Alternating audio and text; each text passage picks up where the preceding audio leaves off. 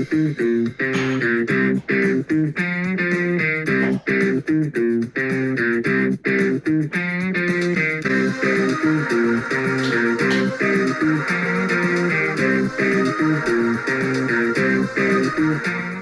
welcome back to this channel, and today I'm reviewing The Dark Knight Rises.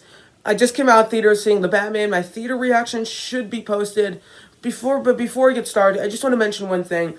I think I've come to a conclusion whether I'm going to rank the old ones and the new ones. I think I'm going to do it because I know, but I don't know if I'm going to be able to rank the Adam West one. That's the one I'm not sure about because I have seen the original Batman from 1989. I think I might have seen Batman Returns. I did see Batman Forever, and I never saw Batman and Robin, and I don't want to. So we'll see how good or how bad that thing actually is.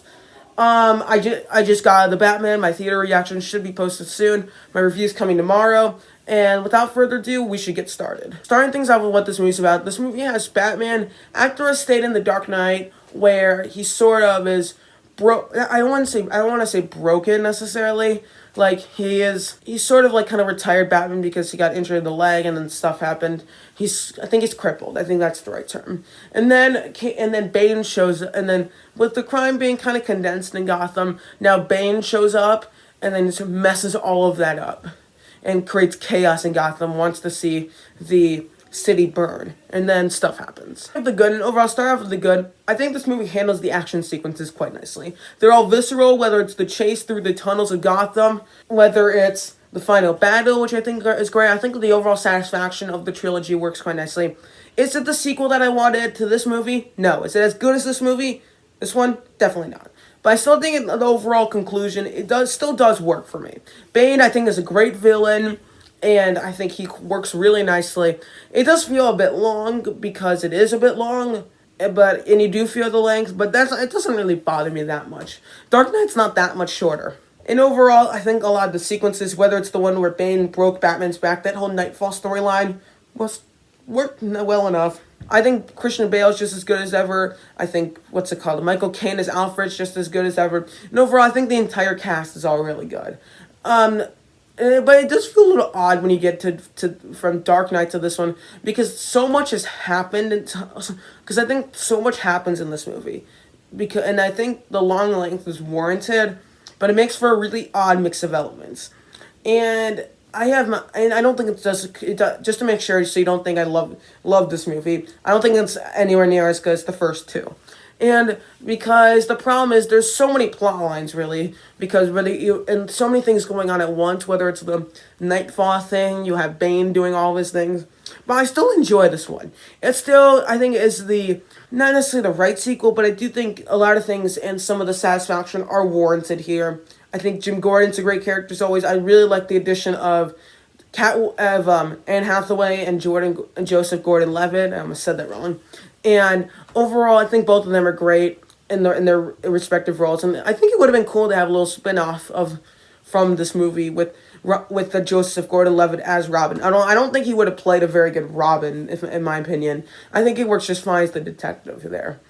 And overall, all of those elements together works pretty nicely. First thing in the mix, I think the overall Nightfall storyline, it's odd because on one hand, it does make for an interesting arc for Batman, but because of it, it means we have very little Batman in this movie. He shows up for one big action sequence and he's in the costume until you get pretty much to the part where Bane breaks his back, which is about a third of the way into the movie, or maybe halfway or 2/5 or something like that. Almost halfway into the movie, and then Bane takes over Gotham, and then Bruce Wayne is healing up, and then you have him come out, and then he becomes Batman again. So very little Batman. I feel like Catwoman's more prominent in the story than Batman is. Very odd thing to do. And overall, I think this movie, it feels like the right conclusion, but the movie itself doesn't quite work. I have a bunch of issues with this one. And I think it does go a bit darker than The Dark Knight did, and I don't think that fully works. And I think they there's a bit too much stuff going on in Gotham that like you cops trapped underground. And Bane's plan is so strategic, and it it's very odd, and especially as you get to the twist near the end with Talia, with Miranda being Talia al Ghul. I thought it's kind of predictable, if I'm gonna be honest, because the trailer kind of gave it away. But I still don't hate it. Like, I still think that she's just fine as a villain. But her death scene was very odd. Same with Bane's.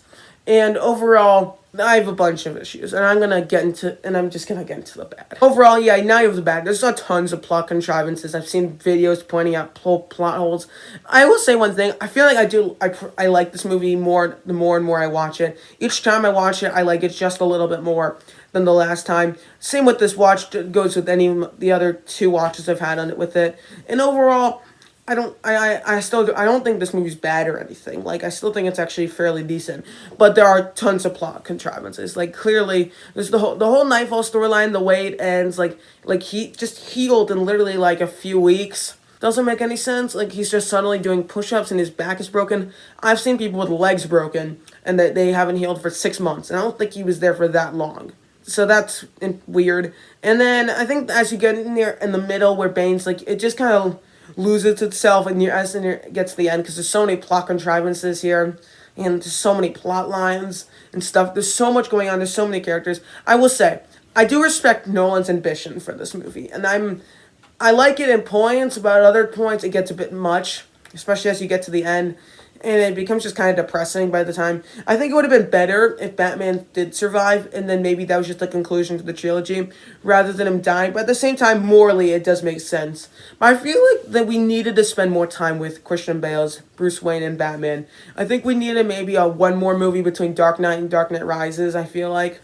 And then I think it could have worked. I don't know. I'm kind of ranting on this one. Still, I think it's good. I still enjoy it. And I think the Batman suit, this might be my favorite. I don't think this is the same Batman suit as the one in The Dark Knight. And I think this one, I think this is the best Batman suit in the entire trilogy, at least. I do think the Robert Pattinson Batman suit, it doesn't look that good in the trailers, but in the movie, I think it's just fine. And honestly, as I said, Bane is a great villain. And I think some of the other villains, what was the other one? Wasn't that a game? Never mind. Anyway, so I still quite enjoy this one, and I think this is actually the first time I've seen what's it called in a movie? Ben Mendelsohn. This is like the first role I think I saw him in, because then he was in Rogue One, then I saw him in Ready Player One a couple years later, and then he was in Captain Marvel in the MCU. So this is like I think his first real role, and I thought he was still pretty good here. Just a little bit odd because I feel like he works better when he's doing the main villain than when he's doing like just a henchman essentially. Movie's final score, I'm gonna give this like a 7.6 out of 10. I still actually enjoy this one. I still think Nolan's ambition, it goes a bit too far, but he was ambitious nonetheless, and I think some of it pays off, some of it doesn't.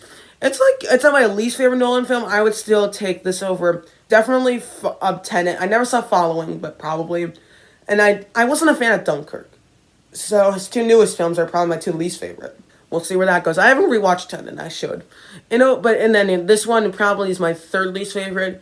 And I still really like it. I still enjoy it.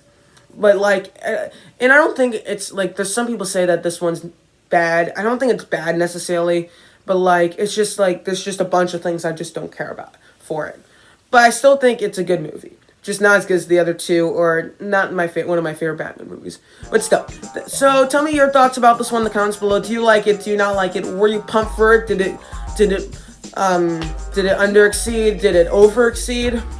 Yeah. So there you go. Thank you guys so much for watching. Don't forget to like, share, and subscribe. My Batman review will be coming soon. And I'll see you guys next time. Adios.